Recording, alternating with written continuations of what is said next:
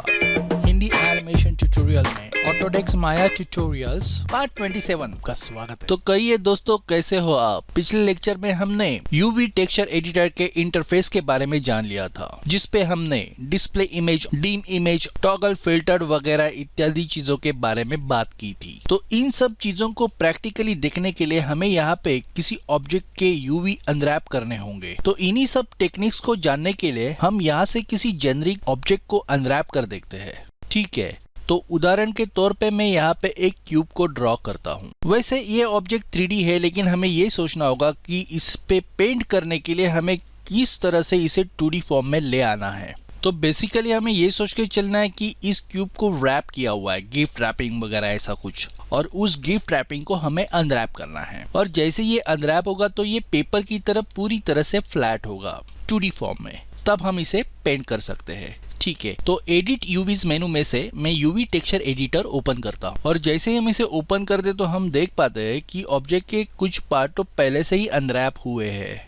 तो यहाँ पे हमें कुछ ज़्यादा काम करने के लिए बचा नहीं है, लेकिन फिर भी मुझे आपको ये शुरू से दिखाना है, क्योंकि अगर आपके ऑब्जेक्ट का शेप कुछ खास होगा तो इसे आपको मैन्युअली अनरैप करना पड़ेगा। तो मैं एज मोड में से ऑब्जेक्ट की एज सिलेक्ट करता हूँ, right click edge mode, edge selection, और जैसे ही मैं व्यूपोर्ट में एजेस को सिलेक्ट करते जा रहा हूँ, वैसे आप देख सकते हो कि यूवी एडिटर में भी एजेस हाईलाइट हो रहे हैं। मतलब व्यूपोर्ट के एज का यूवी एडिटर के एज के साथ कुछ रिलेशन है। इसका मतलब इस यूवी एडिटर पे मैं यहाँ पे फोटोशॉप या किसी ऐसे सॉफ्टवेयर से पेंट करता हूँ तो उसका रिजल्ट हमें इस व्यूपोर्ट के 3D ऑब्जेक्ट पे भी दिखाई देगा, क्योंकि दोनों एक दूसरे से संबंधित है, और हम कह सकते हैं कि कौन सी एज लेफ्ट की है, कौन सी एज राइट की है वगैरह। तो इसी इंफॉर्मेशन के आधार पे हम इसे टेक्सचर कर सकते हैं या पेंट कर सकते हैं। ठीक है, अभी वापस ऑब्जेक्ट मोड में स्विच होते हैं, और इस क्यूब को सिलेक्ट रखते हुए मैं एडिट यूवीज में से डिलीट यूवीज पे क्लिक करता हूँ। इसका सीधा मतलब ये है कि इस 3D क्यूब का हमने रैपर गायब कर दिया या नष्ट कर दिया। अब हम अपने हिसाब से इसे नए रैपर में लपेटेंगे, और इसका सबसे आसान तरीका है क्रिएट यूवीज मेनू से ऑटोमेटिक अनरैपिंग। तो दरअसल ये क्या करता है कि अपने 3D मॉडल की हर एक बाजू अनरैप करता है, लेकिन अपने ऑब्जेक्ट की अनरैप हुई ये हर एक साइड एक दूसरे में कनेक्टेड नहीं रहती। और इसका एक डिसएडवांटेज ये होता है, हमारे सीन के अनावश्यक फेसेस भी इस यूवी टेक्सचर एडिटर में यूवी मैप में शो हो जाते हैं, जैसे कि कैरेक्टर के पैर के तलवे के यूवीज जो ज्यादातर जमीन पे रहते हैं और सीन में कम दिखाई देते हैं, या कार के ऐसे कुछ पुर्जे जो कार के मेन बॉडी के पीछे छुपे रहते हैं और कभी कभार ही सीन में शो होते हैं। तो इन जैसे कॉम्प्लिकेटेड मॉडल्स पे ऑटोमेटिक अनरैपिंग एडवाइजेबल नहीं होगी, और बॉक्स जैसे साधारण मॉडल पे ये असरदार हो सकती है, लेकिन फिर भी हमें थोड़ा बहुत इसे ट्विक करना पड़ता है। तो इसे किस तरह से ट्विक किया जाता है यही हम यहाँ पे जान लेंगे। तो मैं यहाँ पे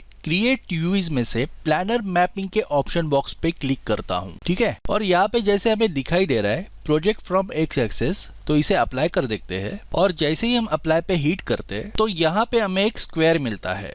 ठीक है, तो हमें अभी क्या करना है, एज मोड में से हमें इस बॉक्स के एजेस सिलेक्ट करने हैं। जैसे मैं बॉक्स के इस किनारे के एजेस सिलेक्ट कर रहा हूँ, और वैसे ही उसके ऑपोजिट किनारे के भी एजेस सिलेक्ट करता हूँ, और इन दोनों किनारों को कनेक्ट करने वाली ये पीछे की जो एज है इसे भी हमें सिलेक्ट कर लेना है। एक बार पूरी तरह से सुनिश्चित कर लेते हैं कि हमने सही यूवीज को सिलेक्ट किया हुआ है। ठीक है, तो अब हम यहाँ पे राइट क्लिक कर, मतलब यूवी टेक्स्ट एडिटर में हम राइट क्लिक कर यहाँ पे कहते हैं कट यूवीज। उसके बाद मूव यूवी शेल टूल पे क्लिक करें तो इस सेट में से सारे यूवी सिलेक्ट हो जाएंगे। फिर इसके बाद हमें स्मूथ यूवी टूल पे क्लिक करना है, और ऐसे करते ही आपको यहाँ पे एक अनफोल्ड टैब दिखाई देगा, जिसे हमें नॉर्मल माउस क्लिक से क्लिक एंड ड्रैग करना है। अब जैसे हम यहाँ पे देख सकते हैं कि बॉक्स के एजेस सिलेक्ट करते वक्त हमने कुछ एजेस को मिस किया था, और इसलिए मैं इन यूवीज के इन दो एजेस को सिलेक्ट करता हूँ, और जैसे मैं इन्हें सिलेक्ट करता हूँ तो बॉक्स के नीचे वाले एजेस सिलेक्ट होते हुए हमें दिखाई दे रहे हैं। फिर यहाँ पे हमें करना है कट यूवीज, उसके बाद यूवी शेल टूल, और फिर स्मूथ यूवी टूल। और अब जब हम इन्हें अनफोल्ड करते हैं तो आपको कुछ इस तरह से शेप दिखाई देगा, जिसे हम फोटोशॉप में आसानी से पेंट कर सकते हैं। तो हमें ये प्रॉपरली पता होना चाहिए कि किन एजेस को सिलेक्ट कर कट यूवीज कमांड देनी है। अब मैं कीबोर्ड पे आर की प्रेस कर इन यूवीज को स्केल कर लेता हूँ, और इस टेक्सचर एडिटर के बॉक्स के बीचों बीच इसे प्लेस कर देता हूँ। अब आगे हम हाइपर शेड की मदद से इसके ऊपर टेक्सचर अप्लाई करेंगे, इसलिए मैं विंडोज मेनू में से रेंडरिंग ऑप्शन के अंतर्गत मौजूद जो हाइपर शेड है इसे सिलेक्ट करता हूँ।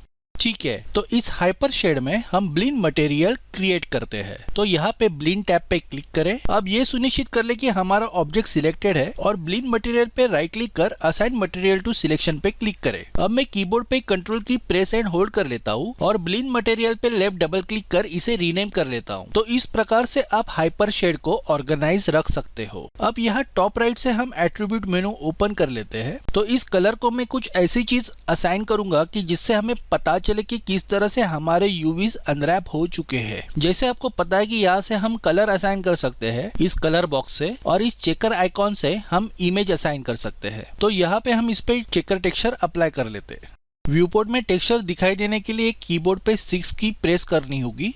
और जैसे हम यहाँ पे देख पा रहे हैं कि जिस तरह से हमने क्यूब को अनरैप किया है उसमें ये टेक्सचर बिल्कुल फिट हो सकता है, क्योंकि इसके जो चेक्स है वो सभी एक समान आकार और अंतर पे बने हुए हैं। इतना सब होने के बावजूद एक बॉक्स पे कुछ जगह पे डिस्प्लेस होते हुए दिखाई देते हैं। तो इस समस्या को सॉल्व करने के लिए हमें इस टेक्सचर को यूवी मैप के मुताबिक स्केल करना होगा। अब यहाँ पे हम टेक्सचर को स्केल अप भी कर सकते हैं और स्केल डाउन भी कर सकते हैं। ठीक है, तो हम इसके लिए एट्रीब्यूट एडिटर में से, अच्छा ठीक है, इसके पहले हमें ऑब्जेक्ट की हिस्ट्री डिलीट करनी होगी, इसलिए एडिट डिलीट ऑल टाइप और हिस्ट्री। ठीक है, इसके बाद एट्रीब्यूट एडिटर में क्यूब टैब में ये जो कलर के सामने एक एरो है यहाँ पे क्लिक करें। अब इस चेकर वन टेक्सचर के सामने वाले एरो पे क्लिक करना है। अब यहाँ से हम डिसाइड कर सकते हैं कि कितने यूवीज रिपीट होने चाहिए। जैसे मैं यहाँ पे 32x32 करता हूँ तो ये काफी स्केल डाउन हो जाता है। तो ठीक है, हम इसे नॉर्मली 8x8 में कन्वर्ट कर देखते हैं और फिर व्यू पोर्ट में अपने ऑब्जेक्ट को चेक करते हैं। ये सही लग रहा है, अब हर बाजू से ये सही लग रहा है। ठीक है,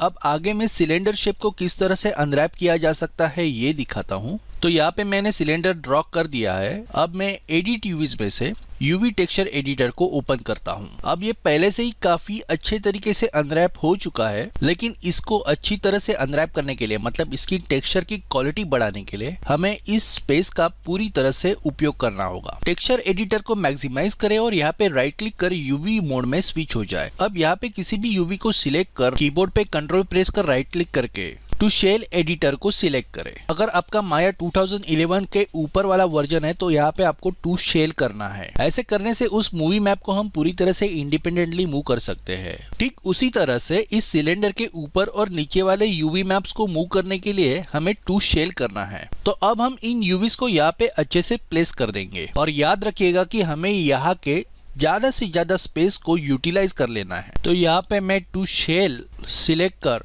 इसे सेंटर में ले आता हूँ और कीबोर्ड पे R की प्रेस कर इसे स्केल कर रहा हूँ। हमें ज्यादा से ज्यादा स्पेस को यहाँ पे यूटिलाइज कर लेना है ताकि टेक्सचर की क्वालिटी अच्छे से अच्छे निकल आए। यूवी मैप जितना बड़ा होगा उतनी अच्छी टेक्सचर क्वालिटी प्रोड्यूस करेगा। हम कीबोर्ड पे X की प्रेस एंड होल्ड कर इस यूवी मैप को इन ग्रिड्स पे स्नैप कर सकते हैं और एक बार सही से स्नैप होने बाद इन्हें पूरी तरह से सिलेक्ट कर टेक्सचर एडिटर के स्पेस के बीचों बीच सेट करते थे, बिल्कुल इस तरह से। ठीक है, अब इन यूवीज को थोड़ा स्केल कर लेते हैं। जितना हम उन्हें फिट कर सकते हैं उतने साइज में हम उन्हें स्केल कर लेंगे।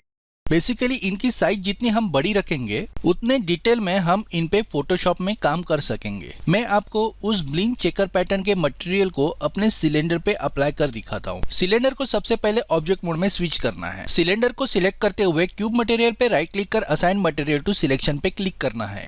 यूवी टेक्सचर एडिटर की ज्यादा से ज्यादा स्पेस अच्छे से यूटिलाइज होने के कारण हमें इस सिलेंडर पे टेक्सचर अच्छी तरीके से प्लेस हुआ दिखाई दे रहा है। अब इन यूवी मैप्स के टेम्पलेट्स को हम फोटोशॉप में एक्सपोर्ट कर उन पे जैसे चाहिए वैसे डिजाइन बना सकते हैं जो इस सिलेंडर पे अप्लाई होगा। ये जो मैं कह रहा हूँ कि फोटोशॉप में एक्सपोर्ट करना वगैरह, इन सारे प्रोसेस को हम आने वाले ट्यूटोरियल में कवर करने वाले हैं। अब मैं आपको यहाँ पे स्पीयर का यूवी मैपिंग दिखाना चाहता हूँ जो कि एकदम सरल है, कुछ भी इसमें कॉम्प्लिकेटेड नहीं है। आप जैसे देख पा रहे हो कि टेक्सचर एडिटर की पूरी स्पेस इसने फिल कर दी है। अगर यहाँ पे हम चेकर पैटर्न की जगह दुनिया के नकाशे की जेपेग फाइल असाइन कर देंगे तो ये स्पीयर पृथ्वी में बदल जाएगा। तो ये रहा हमारा यूवी एडिटिंग का बेसिक। अब आगे आने वाले ट्यूटोरियल में हम और इसके डिटेल्स देख लेंगे। इनके बारे में हम नेक्स्ट लेक्चर में विस्तार से जान लेंगे, लेकिन इसके लिए आपको मेरा चैनल सब्सक्राइब करना होगा। हिंदी एनिमेशन ट्यूटोरियल के साथ जुड़े रहने के लिए धन्यवाद। आपका दिन शुभ रहे।